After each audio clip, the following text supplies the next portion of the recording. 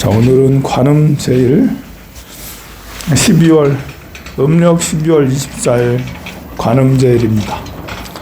그래서 갑진년 관음 제일인지 을사년 관음 제일인지 축원하는 나도 참 헷갈려요. 야, 을사년 관음 제일이라고 해야 되나 갑진년 관음 제일이라고 해야 되나 어느 게 맞는 걸까요? 뭐 반드시 이래야 된다는 건 없죠. 갑진년은 어디까지가 갑진년이고 을사년은 어디까지가 을사년일까? 그거보다 더 중요한 것은 오늘은 관음제일이라는 게 더 중요하죠. 12월 관음제일인지 을사년 관음제일인지 갑진년 관음제일인지 이거는 그냥 우리끼리의 날짜를 정하는 약속에 불과한 거죠. 더 중요한 것은 오늘은 관음보살님의 날인 관음제일이다 라는, 그냥 이제 뭐 을사년 관음제일, 뭐 갑진년 관음제일, 이것은 구분하기 위한 거예요. 이게 사람이냐 동물이냐. 뭐 오늘이 이제 1월 23일인가요? 23일이냐 24일이냐 별로 중요한 게 사실은 아니잖아요. 예, 우리가 부처님 전에 왔다라는 게 더 중요한 거죠. 어느 순간에든 더 중요한 게 있어요. 관음보살, 관음제일은 뭐가 중요하냐? 관음제일은 내 마음속에 자비가 드러나는 날이죠. 관세음보살님이 나타났어. 꿈에 관세음보살님이 나타났어. 라는 것은 내 마음에 관세음보살, 내 마음에 자비심이 드러난 거예요, 세상에. 내 마음속에서. 꿈에 나타났으니까 자비심이 드러났네? 우리 어머니가 나타났네? 여러분들 관세음보살은 어머니라고도 하잖아요. 꿈에 어머니가 나타났어. 그럼 진짜 엄마가 돌아가신 진짜 엄마가 나타난 걸 수도 있지만 내 마음에 어머니에 대한 그리운 애틋함이 드러난 거잖아요. 생각이 나고 꿈에도 나타나고 있기 때문에 그게 어머니의 뭐 진짜 어머니일까 할 수도 있지만 꿈에는 진짜 어머니보다는 내 마음에 어머니 같은 상, 보통 이제 나를 낳아주시고 길러주시고 뭘 많이 해주신, 내가 마음이 너무 외롭거나 너무 아프거나 슬프거나 답답하거나 뭔가 도움이 필요할 때 그때 엄마가 생각이 나잖아요. 그래서 꿈에 나타나는 거야, 엄마가. 그런 것이 나에게 도움도 필요하고 나를 이해해주고 안아줄 수 있는 사람은 엄마잖아. 그래서 꿈에 나타나는 거지. 돌아가신 우리 엄마가 나타나가지고 나를 천도해달라는 건가? 지장보살 보는 경우에는 그런 말이 있긴 하죠. 돌아가신 분이 나타나면 나를 천도해달라고 나타나는 거다 라고 그렇게 지장경에도 말씀하시지만 그런 부분도 있지만 더 중요한 것은 내 마음에서 내가 힘들고 어려우니까 어머니가 나타난 거예요. 내 마음속에 뭔가가 필요한 거야. 어머니의 힘이 필요한 거야. 그래서 이제 꿈에 엄마가 나타나고 할머니가 나타나고 다른 조상도 나타나고 이런 거 아니겠습니까? 그런 것처럼 우리나라에 이제 뭐 24일 날은 관음제일이라고 하는데 우리에게는 자비심이 부족해. 여러분들 자비심이 넘치시나요? 자비가 넘치면 사랑이 넘쳐요. 자비가 넘치면 어떤 현상이 나타나겠어요? 자비가 넘치면 일단 화가 안 나요. 자비심이 넘치는데 무슨 화가 나요? 자비라는 것은 이해와 용서가 바탕이 되는 거잖아요. 자비가 넘치는데 왜 화가 나요?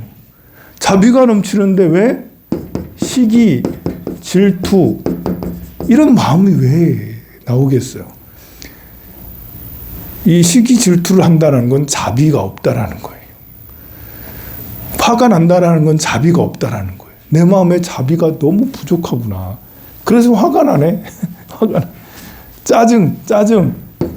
내 마음에 자비심이 부족해서 짜증난다. 자비심이, 배가 고파. 너무너무 고파서 짜증나. 마음속에 자비심이 없어서 그래. 마음속에 자비심이 없으니까 겨우 배고픈 거 가지고 짜증이 나는 거죠. 누가 뭐 이렇게 아들이 결혼을 안 하니까 짜증나. 아들이 45이 넘었는데도 아직도 결혼을 안 해. 짜증나. 볼 때마다 화가 나. 자비심을 가지세요. 자비심. 이해를 하세요. 이해를. 집이 안 팔려서 짜증나. 돈이 없어서 짜증나. 돈은 더 써야 되는데 돈 많이 필요한데 돈이 없으니까 짜증나. 자비심이 넓으면 돈이 없어도 그냥 근근히 사는 것도 괜찮구나 생각을. 자비심이란 것은 마음을 굉장히 넓게 가지기 때문에 자비심이 커지려면 여러 가지로 이제 다른 것들도 굉장히 커져야 되겠죠. 그래서 자비심으로 인해서 자비심이 없는 걸로 인해서 생기는 많은 심리 현상들이 있는데 그런 걸 보면 이 사람이 자비심이 부족하구나. 그래서 관음보살의 날은 자비를 닦는 날이 돼야 돼요. 자비를 닦는. 내가 더 자비로워져야지. 더 자비로워지려면 용서를 해야 돼요. 내가 뭐든지 용서할 수 있는 사람이 되어야지. 자비심이 넘치려면 누구든 믿어야 돼요. 믿음이 없으면 자비심이 일어나기 어렵죠. 부처님에 대한 믿음. 부처님 어떻게 용맹정진해서 저렇게 깨달음을 이루어서 만중생을 지금까지 중생을 제도하시나. 부러워라. 나도 부처님처럼 깨달음을 얻어야지. 지장보살님 지옥의 한 중생이라도 지옥에서 고통받으면 나는 결코 성불하지 않겠다라는 이런 마음, 이런 것들을 배우는 게 믿음. 지장보살님에 대해서 믿고 석가모니 부처님에 대해서 믿고 아들에 대해서도 믿고 남편에 대해서도 믿고 남편이 바람필 수도 있고 아들이 다 거짓말할 수도 있어요. 그렇지만 일단은 믿으세요. 안 믿어봐야 본인만 손해야. 마음 믿어. 다른 날은 의심하고요. 다른 날은 바가지 빡빡 긁고요. 관음제일만. 관음제일. 오늘은 용서의 날. 오늘은 믿음의 날. 오늘은 내가 널 믿어줄게. 오늘은 밤 늦게 들어와도 뭐라 안 할게. 믿는 날, 용서하는 날. 오늘은 배려하는 날. 오늘 공양간에 맛있는 거 있으면 너 먼저 먹어 이런 말 하세요. 너 먼저 먹어. 내 나중에 먹을게. 혹시라도 앞에서 딱 떨어지면 맛있는 게 있을 수 있죠. 공양간에 산삼이 있을 수 있어요. 산삼이 공양간에 산삼 무침이 나올 수 있어. 산삼 무침이 나왔는데 내 앞에서 딱 떨어져. 화내지 마시고요. 화내지 마시고. 오늘 떡도 제가 열심히 만들었는데 맛있거든요.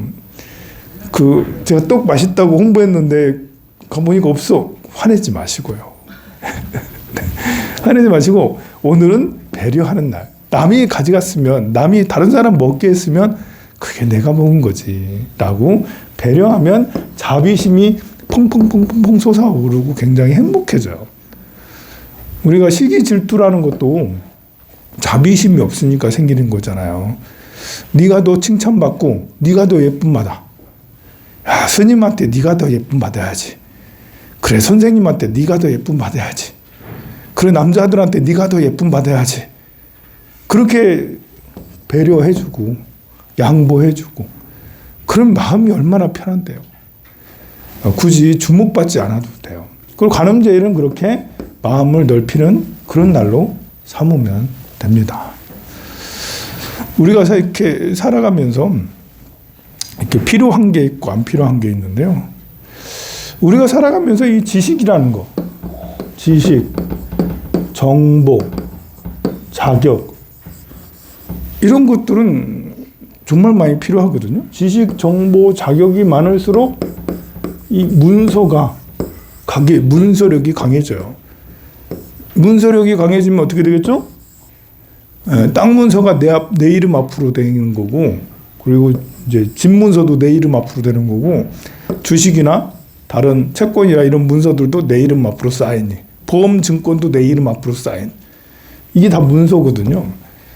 이게 이제 이렇게 공부를 많이 하고 지식과 정보가 높은 사람일수록 문서에 사인할 일이 많아져.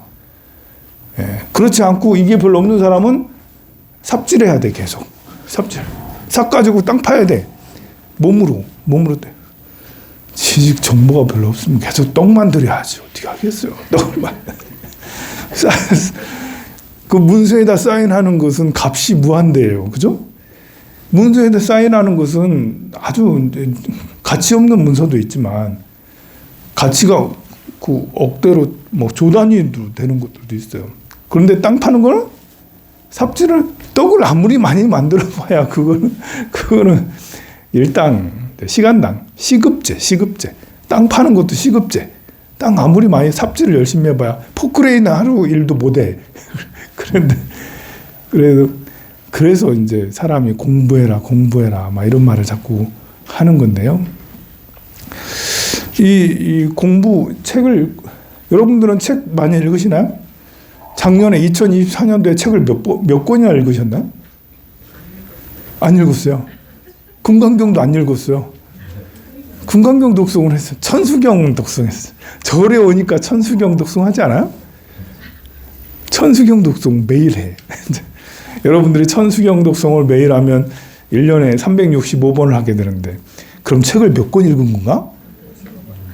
예, 정말 많이 읽겠네요. 그죠? 금강경을 매일 독송해. 금강경 한 권이 책 한 권인가? 그래서 이렇게 책을 많이 독송하면 금강경 같은 경전을 많이 독송하면 문서력이 좋아져요. 이 기도하면 합격한다는 말 있죠? 야, 기도해서 합격한다.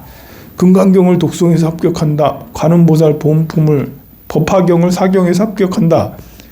부처님이 가호가피가 있지만 부처님의 가호가피로 합격하는 것도 있지만 이 문서가 동해서 문서가 움직여야지 합격도 하고 사인도 해서 내 앞으로 집문서도 갖고 하는 거죠. 문서가 동한다 하는 거잖아. 들어봤잖아요. 문서가 동한다. 문서가 움직여야지. 근데 문서를 움직이게 하는 것은 자꾸 문서를 보는 것도 관계가 있어요. 자격도 관계가 있고. 근데 우리가 이제 요즘에는 사람들이 글을 잘 안 읽어요. 잘 읽기가 귀찮고 유튜브를 보면 봤지. 책을 읽는 것은 참 잘 안 되더라.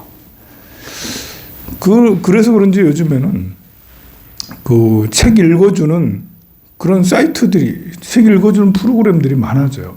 세계 문학 전집을 책으로 이렇게 만들어가지고, 그 음성 파일로 만들어가지고 그걸로 이제 서비스를 해주는 그런 데도 많죠.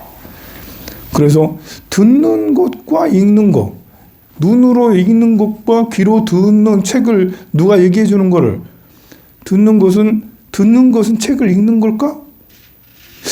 책을 읽는 걸까? 책을. 폭풍의 언덕 책 해가지고 그 음성 파일 받아가지고 그걸 계속 저녁에 들었어. 괜찮은가? 그것도 문해력에. 사람들이 이 지식 정보를 많이 쌓으면 문해력이 좋아져요. 지식 정보를 많이 쌓으면. 특히 이제 글을 읽으면 문해력이 좋아지는 여러 가지 방법이 있지만 그냥 단순하게 유일한 방법, 제일 좋은 방법은 다독이죠. 책을 많이 읽으면 문해력이 굉장히 좋아져요.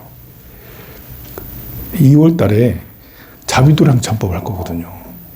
자비도량참법을 독송하고 저라고 하는데 자비도량참법을 읽으면 이게 참 문해력이 굉장히 좋아져요.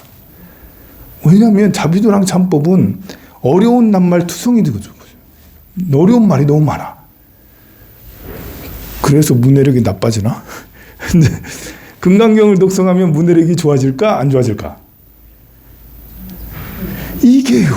금강경을 그냥 눈으로만 독송을 하고 이러면 이게 무슨 뜻인가 생각을 안 하고 독송해버리면 문해력이 좋아지질 않아요. 자비도량참법도 우리가 해마다 맨날 하는데 사람들이 뜻도 모르고 그냥 독송해. 물론 이제 또 한글이다 보니까 그 안에 이렇게 이해할 수 있는 부분도 있어요. 근데 이해할 수 없는 낱말들은 그냥 지나가. 그러면 문해력이 별로 좋아지질 않아요. 문해력은 이해하려고 하는 것인데 모르는 낱말 있으면 찾아보든지 아니면 반복돼서 추측이라도 하든지 이래 해야 되는데 문해력이 그러면 읽는 것은 문해력에 진짜 도움이 되는 거 맞아요. 많이 읽고 세계 문학 전집 다 읽고 요즘에 유행하는 신간 도서들 다 읽고 뭐 경전도 읽고 그러면 이제 문해력이 많이 좋아지겠죠. 당연히 그렇게 하면 지식 정보 자격 같은 문서도 굉장히 좋아지게 돼요. 읽는 것과 읽는 것, 듣다. 이 문해력에 차이가 있을까? 읽으면 듣는 것은 문해력이 좋아질까?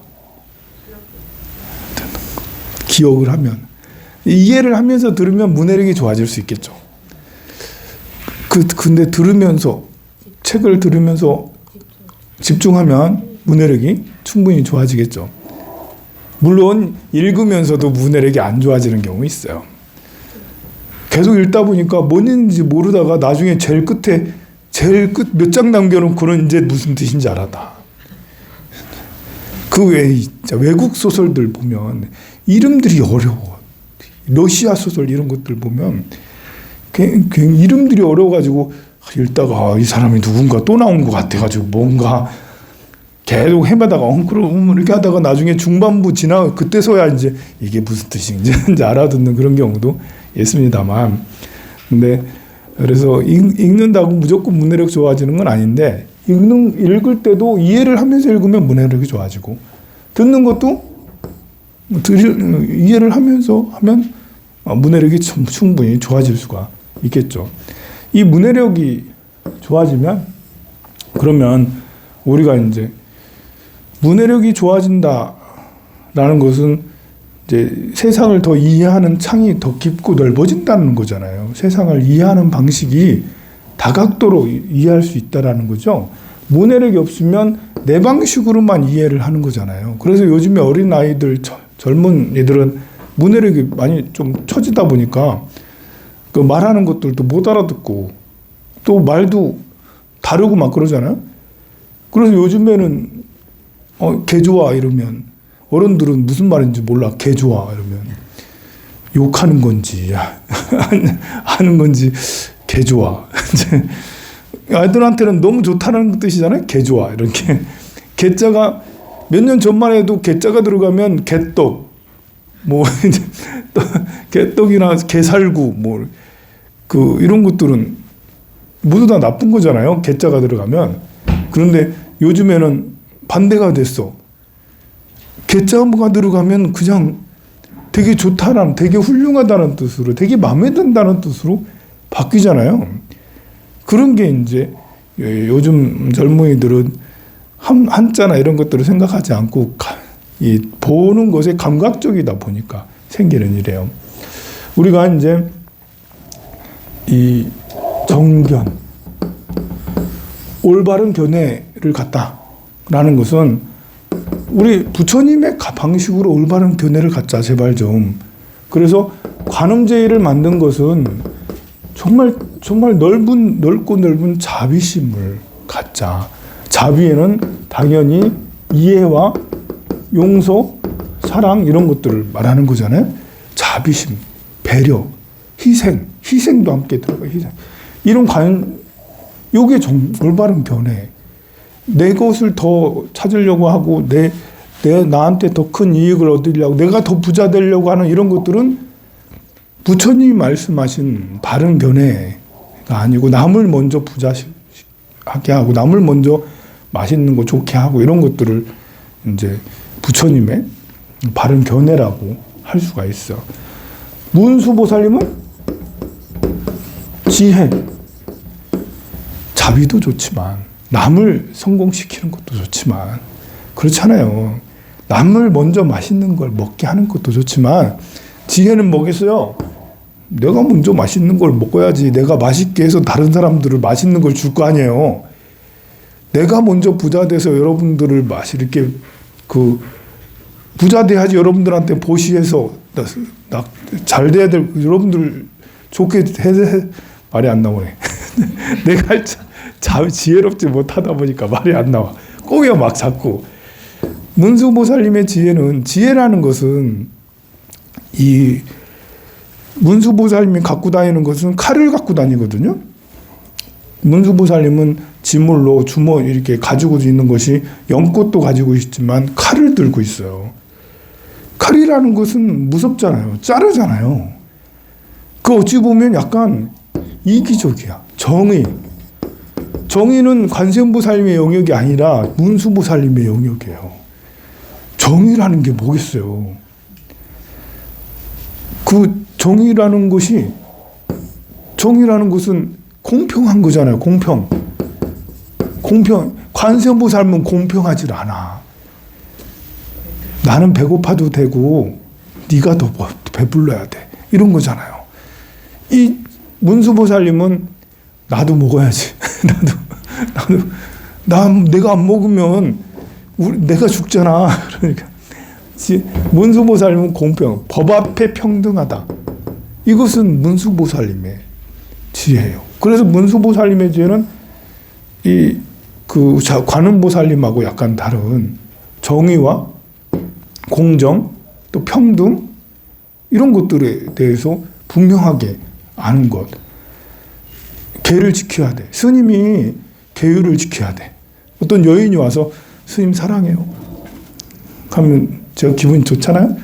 그러면 좋으면 계율을 어기는 거죠. 기분 좋아하면 그럼 안 되는데.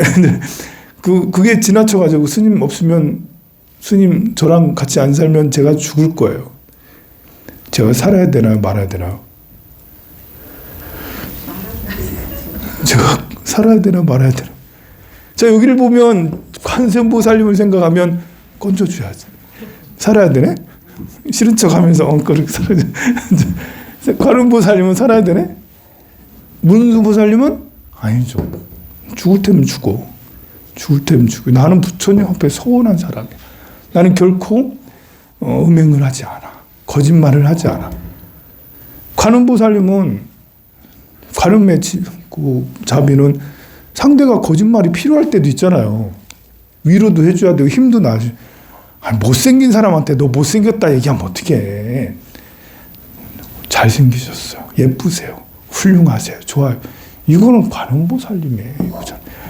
문수보살님은 한 입으로 헛말하지 않아. 공정해.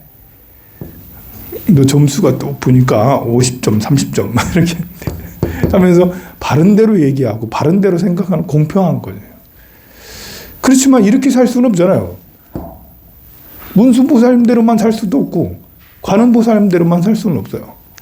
물론 여기에서 이기적인 것은 배제하는 거예요. 이기적으로 흘러가는 건 아니에요. 나도 같이 먹어야 됐는데 사과 반쪽을 딱 잘라서 먹어야 되는데 이제 그 사과 반쪽 중에 내가 조금 더 맛있는 쪽, 내가 약간 큰 1mm라도 더 큰 쪽 이런 거 아니라고. 문수보살님은 이기적인 것이 이기적인 것을 배제한 평등 정의를 말하는 거죠. 정말 공정한 걸 말하는 거예요. 이 공정한 것은 계속 탐구해 나가야 돼요. 공정하고 정의로운 것은 계속해서 알아가야 되거든요. 그렇지 않으면 편들게 마련이에요. 여러분들 아들이 있고 잘 모르는 청년이 있어요. 둘이 싸웠어요. 누구 편 들어요? 덮어놓고 내 아들 편 들잖아요. 덮어놓고. 그리고 꼭 안 덮어놓더라도 이렇게 이야기를 이렇게 툭 들어보면 내 아들이 조금은 잘못한 것 같아. 그럴 때는 내 아들 편 들지. 진짜 잘못한 것 같으면 아들을 따끔하게 혼내겠죠. 그러나 이거는 비슷한 것 같은데. 그리고 또 이 판단도 내가 아들을 잘 아니까 아들을 이해해가면서 판단을 해주잖아요. 다른 청년은 어떻게 저런 놈이 저렇게 폭행을 할 수가 있어? 뭐 이런 게 되잖아요. 이거는 이제 문수보살님의 지혜가 아니죠. 며칠 전에 법원에 막 깨부순 게 있었잖아요. 이것은 이유 여하를 불문하고 이것은 내가 아무리 윤석열 거사님을 너무 존경하고 이렇게 해도 법원을 깨부순 거는 이거는 폭력이기 때문에 이거는 아무리 우리 편이 그랬다 하더라도 이것은 무조건 잘못한 거잖아요. 이것이 이제 문수보살님의 지혜의 영역에 해당이 되는 거죠. 내 아들이 잘못했을 때 내 아들이라고 생각할 게 아니고 그냥 내가 모르는 청년에다 놓고 볼 때 그게 제3자가 돼서 볼 때 지혜가 문수보살님의 지혜가 될 수가 있어요. 그 다음에 원력이 있죠. 지장보살. 우린 지장보살님의 이것을 또 배워야 돼요. 지장보살님은 대원본존이잖아요. 이 지장보살님의 원력은 몇 생이 지나도 끊이지 않아요. 지장경에 4번의 전생이 나오는데 전생 때마다 계속해서 어떤 중생이라도 고통을 받으면 나는 결코 성불하지 않겠다라는 굳은 원력을 계속 세워요. 물론 지옥에 있는 중생을 꺼내주는 것은 당연히 한 거고요. 그거는 관음보살님도 그렇게 하시고 문수보살님도 다 하셔. 그런데 대원본존, 원력이 크다라는 것은 원력이 결코 흔들리지 않고 단단하다라는 거예요. 우리가 이제 때로는 관음보살님은 자비가 넓으시니까 자비를 행하다가 오히려 남 도와주다가 뒤통수 맞아가지고 이 상처받고 이런 일이 많이 생기잖아요. 종종 친구 도와주다가 친구 때문에 상처받고 힘들어하고 막 돈 빌려줬는데 안 갚아. 그게 한두 사람이 아니야. 그러더니 나중에는 그게 아니구나. 세상에 믿을 놈이 없구나 하면서 이제 다시는 누구도 믿지 않아야지 이렇게 되는 경우가 생기잖아요. 어줍지 않게 관음보살 흉내 내다가 이게 상처받지. 그런데 지장보살은 그게 아니라고. 누가 날 때렸어. 다음에 또 2번 맞았어. 3번째도 또 맞는 게 지장보살. 때리면 때리세요. 그래서 한이 풀리신다면, 그래서 당신이 업이 풀린다면 저는 또 맞겠습니다. 또 맞겠습니다. 100번이고 1000번이고 흔들리지 않고 쭉 가는 것은 지장보살님의 원력이라 할 수 있습니다. 이 원력은 서원코 몸이 아파도, 저도 이제 포교하러 왔잖아요. 출가할 때는 이제 어떻게든 내가 깨달음을 얻어서 그 세상을 등지고 나 이렇게 산속에 들어가서 결코 세상에 나오지 않고 오로지 수행에만 전념하리라 라는 그런 걸로 출가를 했는데 세상에 나왔네. 그래서 깨달음의 원하는 깨달음을 갈구하는 이런 건 좀 방향이 바뀌었어요. 중생을 제도하는 것도, 불법을 펼치는 것도 깨달음에 도움이 되겠지. 이렇게 해서 여러분들한테 강의도 하고 같이 천수경도 독송하고 순례도 다니고 방생도 하다 보면 그러면 불법을 부처님 품 안에 있는 것이니 부처님께서 언젠가는 저를 깨달음에 이르도록 이렇게 그 뒤에서 밀어주시겠지. 이런 마음으로 하고 있는데 이러다가 나이가 60이 넘어서 대운이 바뀌면 사람이 이제 시기가 바뀌면 또 달라지거든요. 이제 저는 이제 이렇게 10살, 10, 20, 30 이렇게 운이 바뀌어 가요. 그래서 19에 출가를 해가지고 수행하고 이게 30대 중반에 황룡사 만들어가지고 지금 이러고 있고 그러다가 이제 60이 되면 또 달라지거든요. 오늘 여러분들한테 재밌는 거 하나 알려줄까요? 내가 살면서 무슨 띠를 절대 만나면 안 되는 그거 궁금하지 않아? 이 띠를 만나면 나는 그냥 완패다, 완패. 무조건 끌려다닌다. 진짜예요. 있어요, 그런 게. 알려줄까요, 말까요? 알려주세요. 궁금하죠? 네. 궁금하죠? 네, 궁금합니다. 여러분들이 만약에 호랑이 띠다. 호랑이, 말, 양띠다. 내가 호랑이 띠고 말 띠고 양 띠다. 여기 있죠? 이 사람은 무조건 돼지띠를 피하세요. 이 돼지띠 만나면 상전이에요. 상전 모시듯이. 상전 모시듯이. 굳이 안 적어도 돼요. 이거 붙으면 맨날 희생당하고 시다 해줘야 돼. 시다 해줘. 다 내어줘야 돼. 다 잘해드리고. 이 관계가 나쁜 관계 아니에요. 예. 이게 어머니면 되게 좋잖아요. 이게 남편이면 나 싫을까요? 나쁠까요? 이게 남편이면 시집 갔는데 이게 남편이야. 계속 잘해줘야 돼. 어떻게 할 수가 없어. 꼼짝 못해. 자, 호랑이, 말띠, 양띠는 돼지띠를 만나면 꼼짝 못한다. 그냥 다 해드려라. 다 해드려. 넓은 마음을 배우는 거예요. 다 해드리는. 그 다음에 또 무슨 띠가 있나요? 원숭이띠, 쥐띠, 용띠. 원숭이, 쥐, 용띠는 뱀띠를 만나면 뱀띠의 종이 된다. 뱀띠가 상전이 된다. 이분한테 이 뱀띠를 만나, 이 원숭이, 쥐, 용띠가 뱀띠를 만나서 이기하겠다는 생각은 접어라. 접어라. 무조건 당신은 상전입니다. 마마 하면서 상간마마, 중전마마 이러면서 잘 모시세요. 잘 모시세요. 네. 그러면 복이 옵니다. 예, 반대로 어떻게든 내가 부려먹을 생각하면 한 대 맞을 수 있습니다. 크게 맞을 수 있습니다.